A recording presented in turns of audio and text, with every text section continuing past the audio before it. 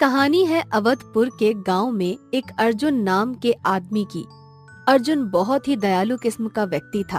अर्जुन को पेड़ पौधों से बहुत ही ज्यादा प्यार था।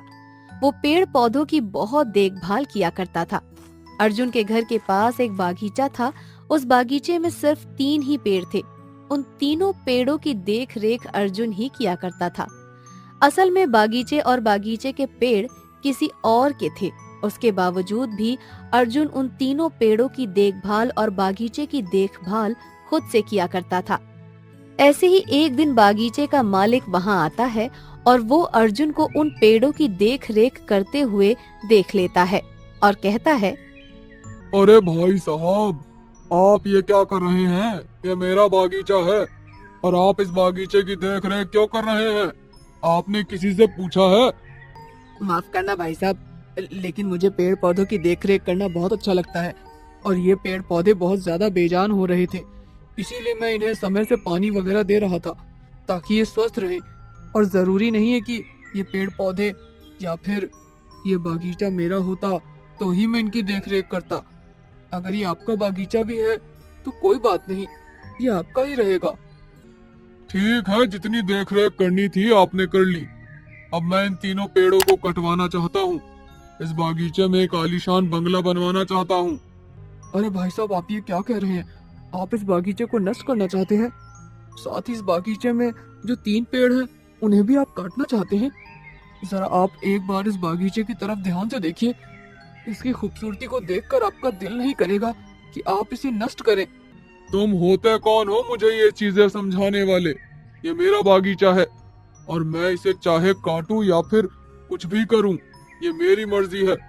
तो मुझे मत सिखाओ, समझे?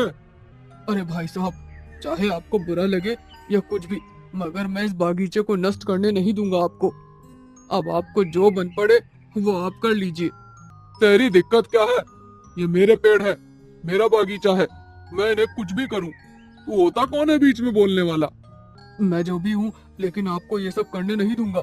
ये 3 पेड़ नष्ट करने के लिए नहीं बने हैं, इन्हें भी सांस लेने का हक है। उस बागीचे के मालिक को गुस्सा आ जाता है और अगले दिन उस बागीचे का मालिक अपने कुछ आदमियों को लेकर पेड़ काटने के लिए आता है। तभी वहाँ पर अर्जुन आ जाता है और अर्जुन गुस्से से उन लोगों से कहता है, ये सब क्या है? आप लोग क्यों पर्यावरण को नष्ट करना चाह रहे हैं? तो फिर आ गया बागीचे में, हाँ? आऊंगा मैं बीच में। तुम्हें कितनी बार बोला है कि मेरे होते हुए मैं आपको ये सब करने नहीं दूंगा। रुक, तू ऐसे नहीं मानेगा। मालिक को गुस्सा आ जाता है और वो अपने आदमियों से अर्जुन पर हमला करवा देता है। अर्जुन में अचानक से बहुत सारी शक्तियाँ आ जाती हैं और वो वहाँ खड़े सभी लोगों को मार मार कर खूब मजा चखाता है। किसी को पेड़ पे उल्टा लटका देता है तो किसी को गोल गोल घुमा देता है। ये सब देखकर मालिक डर जाता है और वो अपने आदमियों के साथ वहाँ से भाग जाता है। अर्जुन को खुद में हुए ये परिवर्तन बड़े ही अजीब लगते हैं।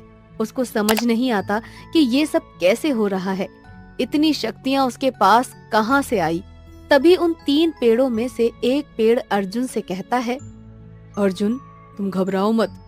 ये शक्तियाँ तुम्हें हम 3 पेड़ों की मदद से मिली है और हमें बहुत अच्छा लगा ये सब देखकर कि तुम एक इंसान होकर भी बेजुबान पेड़ के लिए इतना लड़ रहे हो। और मैं तुम्हें बताना चाहता हूँ कि हम कोई आम पेड़ नहीं है, हम तीनों एक जादुई पेड़ हैं। मगर ये जादुई शक्तियाँ हम उन्हीं लोगों को दिखाते हैं जो मन के साफ होते हैं, जैसे कि तुम। अर्जुन, आज तुम्हारी वजह से ही हम सही सलामत हैं और हम तीनों पेड़ अपनी जादुई शक्ति से तुम्हें कुछ देना चाहते हैं। इतना बोलकर वो तीनों पेड़ अपनी पेड़ की पत्तियों से बहुत सारे गहनों की बरसात शुरू कर देते हैं। अर्जुन ये सब देखकर हैरान हो जाता है। तभी अर्जुन उन पेड़ों से कहता है, आपका बहुत बहुत शुक्रिया। मैंने जो किया वो मेरा फर्ज था और आगे भी मैं अपने फर्ज को ध्यान में रखूंगा और लोगों को बताऊंगा कि पर्यावरण को नष्ट नहीं करना चाहिए। पेड़ों से होने वाले गहनों की बारिश से निकले गहने अर्जुन उठाकर अपने साथ अपने घर ले जाता है और जरूरत पड़ने पर गहनों की मदद से गहनों को बेचकर जो भी पैसा उसे मिलता उससे वो अपनी जरूरत को पूरी करता और जो पैसे बचते उन्हें पेड़ पौधों के पानी और खाद में लगा देता था।